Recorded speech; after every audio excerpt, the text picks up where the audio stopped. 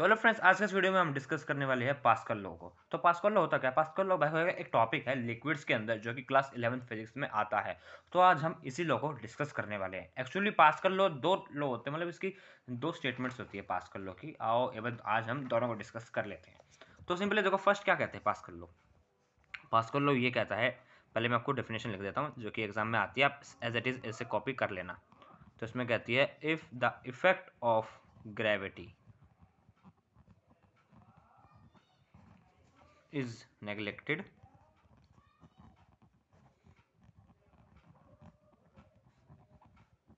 then pressure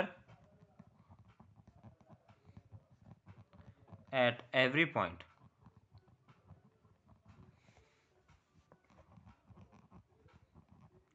will remain same। तो अब इस लाइन का मतलब भी जान लेते हैं। तो देखो सिंपली होता क्या है इसमें, अब हम इसमें लिक्विड्स की बात कर रहे थे, पहले कंटेनर बना लेते हैं। सपोज ये कंटेनर है, इमेजिन कर लो, और इसके अंदर ये एक ऑब्जेक्ट है, ठीक है। तो इसमें ऑब्जेक्ट है, सपोज इस कंटेनर में पूरा पानी भरा हुआ है। तो जो क्या नाम है, अगर इस कंटेनर के अंदर सपोज दो फोर्स लगती है, एक फोर्स ऊपर से लगेगी प्रेशर ए, और एक फोर्स नीचे से लगेगी प्रेशर बी। पानी का फोर्स लगता है ना भाई को, पानी फोर्स करती है किसी भी ऑब्जेक्ट को, कहीं भी अगर पानी के अंदर कुछ ऑब्जेक्ट होता है तो पानी अपना फोर्स, मतलब लिक्विड जो होता है अपना फोर्स देती है। तो इसमें सिंपल ये कह रहा है, अगर सपोज इसके ऊपर एक mg भी लगेगा ऊपर से, अगर हम जो ये mg है इसको नेगलेक्ट कर दे, मतलब इस पर हमको इसको हटा दे, मतलब इस पर ध्यान ना दे, तो हमारा जो प्रेशर ये वाला होगा ना, ये प्रेशर और ये प्रेशर बराबर होगा। तो सिंपली देखो पास्कल लॉ में ये कहता है, अगर कोई भी चीज़ है लिक्विड के अंदर, उसको अगर हम क्या नाम है उसमें से अगर हम ग्रेविटी हटा देते हैं, मतलब उसमें ग्रेविटी नहीं लग रही है, ग्रेविटी का कोई असर नहीं हो रहा, तो उसके अंदर क्या नाम है जो प्रेशर होगा हर जगह से इक्वल ही लगेगा। सिंपली बस पास्कल लॉ में ये कहता है। तो आप इसमें एक बार इसकी स्टेटमेंट भी देख ही लेते हैं कि ये पानी में कैसे इक्विलिब्रियम रहता है, मतलब इक्वल स्टेबल रहता है अगर इसमें कोई ग्रेविटी का असर नहीं लग रहा। तो as water is in equilibrium,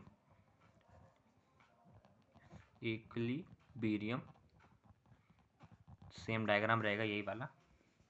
so suppose यहाँ से फोर्स, यहाँ से भी फोर्स लग रही है, force A is equal to force B हम लिख सकते हैं।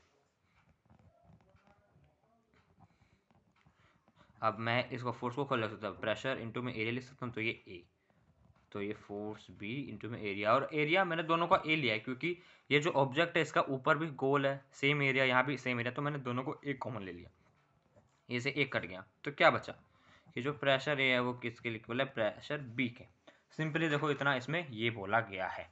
अब देखो इसमें एक टॉपिक और आता है इसमें, मतलब इसी के अंदर एक और है कि अगर हम ग्रेविटी ले ले तो क्या होगा, ठीक है। अगर इसमें ग्रेविटी ले ले हम,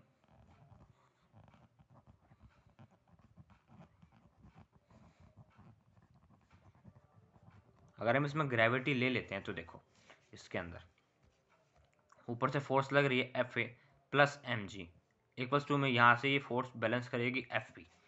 तो अब देखो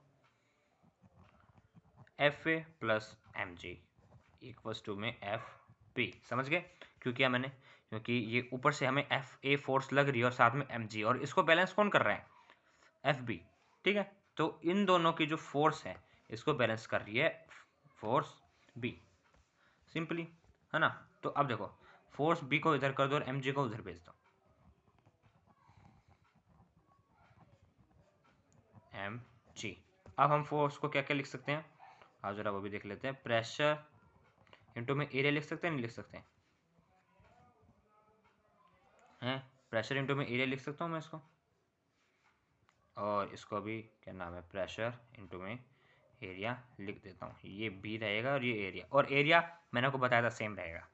इसको ये है फोर्स एम जी, तो फोर्स को यहाँ पे हम क्या लिख सकते हैं, एच रो इसमें लिख सकते हैं, डेंसिटी, सॉरी एच रो जी कहती है, इसमें हम लिख सकते हैं इसको, जैसे एच को अगर मैं एम को खोल दूँ तो डेंसिटी वॉल्यूम, और ये जी का जी रह जाएगा सिंपली। अब जो ये है हम इसमें से ए को कॉमन ले लेते हैं,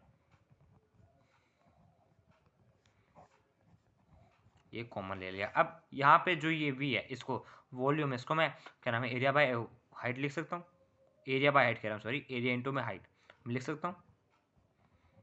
तो एरिया इंटू में हाइट और जी।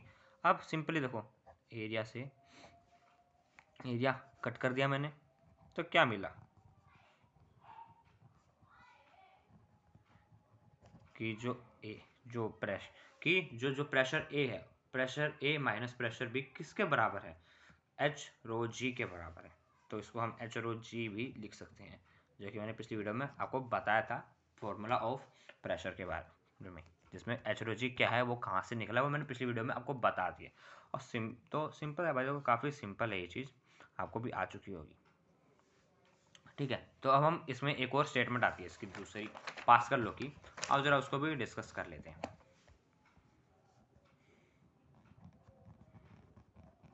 Pascal law second statement.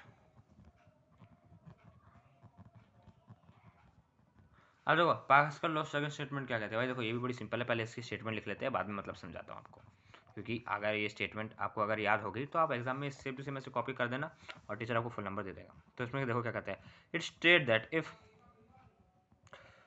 Pressure is applied on one side of the liquid, then this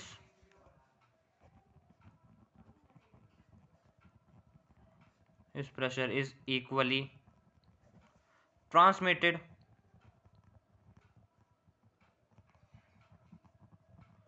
to other parts।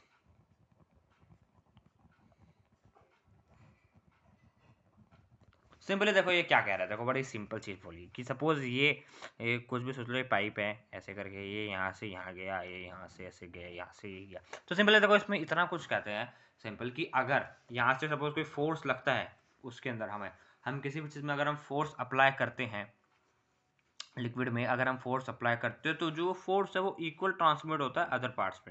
मतलब सपोज ये इसका एक पार्ट है, ये इसका दूसरा पार्ट है, तो जितनी फोर्स यहाँ लगेगी ना उतनी फोर्स ट्रेवल होकर यहाँ पे भी लगेगी, मतलब यहाँ से निकलेगी।